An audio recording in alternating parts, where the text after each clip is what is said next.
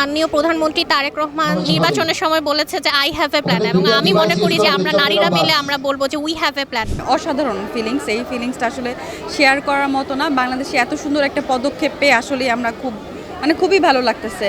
সরকার যে এরকম একটা প্ল্যান করেছেন এবং এই নারীদের জন্য আলাদাভাবে বিআরটিসি বাস রান করাচ্ছেন, এটা আমাদের সৌভাগ্যের জন্য এবং আশা করি এর মাধ্যমে নারীরা সেফ জোনের মাধ্যমে চলাফেরা করতে পারবে। আমাদের মাননীয় প্রধানমন্ত্রী তারেক রহমান যেই নির্বাচনের সময় আমাদেরকে যে আশা দিয়েছিল মহিলাদেরকে যে আমাদের জন্য উনি কিছু করবেন এবং এই বিআরটিসি প্রজেক্টের মাধ্যমে নারীদের জন্য একটা খুব বড় একটা সুযোগ সুবিধা উনি নিয়ে আসবেন, সেটা উনি বাস্তবায়ন করে দেখিয়েছেন এবং আমি এটা নিয়ে খুব আশাবাদী এবং তাকে খুবই ধন্যবাদ জানাই।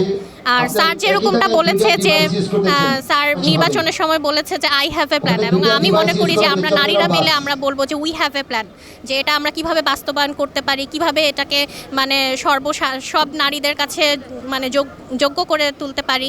আর আমি খুবই কৃতজ্ঞ আর ধন্যবাদ স্যারকে। চলতে ফিরতে অবশ্যই সবসময় একটা লোকাল বাসের ক্ষেত্রে আমি সবচেয়ে প্রথমে যেটা বলবো, যখন আমরা লোকাল বাসে উঠি এবং যখন আমরা সিটে বসি অথবা কোনো ক্ষেত্রে যখন দাঁড়িয়ে থাকি, তখন আরেকজন পুরুষের সাথে আমাদের একটা সংস্পর্শ হওয়ার একটা চান্স থাকে বা একটা থাকে, যেটা আমাদের জন্য খুবই বিরক্তিকর এবং এটা আমরা অ্যাভয়েড করতে পারতেছিলাম না। এখন আমি মনে করি যে এটা অ্যাভয়েড করা সম্ভব, যেহেতু আমাদের একটা সুযোগ সৃষ্টি হয়েছে। অনেক বাসে 9টি সিট মেনটেন করা হয়, কিন্তু বেশিরভাগ ক্ষেত্রেই দেখা যায় যে না, পুরুষরাই উঠে বসে থাকে। তো এটা আসলে আমি মনে করি যে এটা এখন পরিবর্তন হবে। এটা আসলে অনেক বড় একটা অসাধারণ ফিলিংস, এই ফিলিংসটা আসলে শেয়ার করার মতো না। বাংলাদেশে এত সুন্দর একটা পদক্ষেপ পেয়ে আসলে আমরা খুবই ভালো লাগতেছে। মহিলা বাস থাকবে, মহিলা ড্রাইভার থাকবে, কন্ট্রাক্টর থাকবে, এটা খুবই ভালো একটা পদক্ষেপ, খুব ভালো লাগতেছে। না, একদমই ভয় লাগতেছে না, কারণ আপনি বহির্বিশ্বে খেয়াল করলে দেখতে পারবেন যে মহিলারাও বাস চালাচ্ছে, ট্রাক চালাচ্ছে, বড় বড় লরি চালাচ্ছে, এটা খুবই ভালো একটা পদক্ষেপ। চ্যালেঞ্জিং বলতে আমরা চাবো না, আমাদের এটা একটা রিকোয়েস্ট থাকবে যাতে এই তাড়াহুড়াটা, এই চ্যালেঞ্জিং পদক্ষেপে বা এক বাসের থেকে আরেক বাস আগে যাবে, এই জিনিসটা যাতে না থাকে, তাহলে আমাদের অ্যাক্সিডেন্টের পরিমাণটাও কমে যাবে। হ্যাঁ, লোকাল বাসে যাওয়া হয়েছে। হ্যাঁ, অস্বস্তি যেমন খুব ধাক্কাধাক্কি থাকে, মহিলারা খুব কমফোর্টভাবে উঠতে পারে না, নারীদের জন্য খুবই অসুবিধা হয়। আর যেহেতু এটা মহিলা বাস, মহিলা থাকবে, সো এটা খুবই একটা কমফোর্ট জোন মহিলাদের জন্য।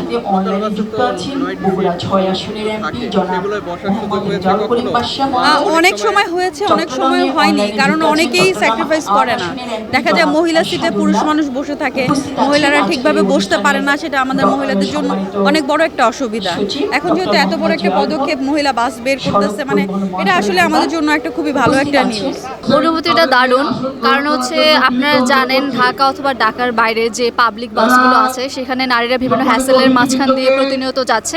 তো সরকার যে এরকম একটা প্ল্যান করেছেন এবং এই নারীদের জন্য আলাদাভাবে বিআরটিসি বাস রান করাচ্ছেন, এটা আমাদের সৌভাগ্যের জন্য এবং আশা করি এর মাধ্যমে নারীরা সেফ জোনের মাধ্যমে চলাফেরা করতে পারবে। আজকে আসার সময়ও আমি মহাখালী থেকে আসি, তো দেখা গেছে যে সকালবেলা কিছু বাস, নাম বলবো না, আমাদেরকে নেয় না। কেন নেয় না? কারণ ভরা থাকে, তখন দেখা গেছে যে 2-1টা সিট খালি থাকে, তো আমাদেরকে নেয় না।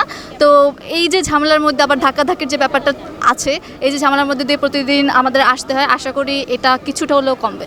এখানে ব্যাপারটা যারা বাস চালাচ্ছে, বিআরটিসি তাদেরকে বিভিন্ন ধরনের ট্রেনিং দিয়েছে এবং দিচ্ছে, সেটা থিওরির মাধ্যমে তাদেরকে বোঝানো হয়েছে, এমনকি প্র্যাকটিক্যালও অনেক প্র্যাকটিস করানো হয়েছে। তো সবাই যে ভয়টা পায় যে আসলে মেয়ে মানুষ ড্রাইভিং করবে, তো এখানে একটা অ্যাক্সিডেন্ট হওয়ার পসিবিলিটি থাকে, সবাই এই ভয়টাই বেশি পাচ্ছে এই নিউজটা পাবলিশ হওয়ার পর।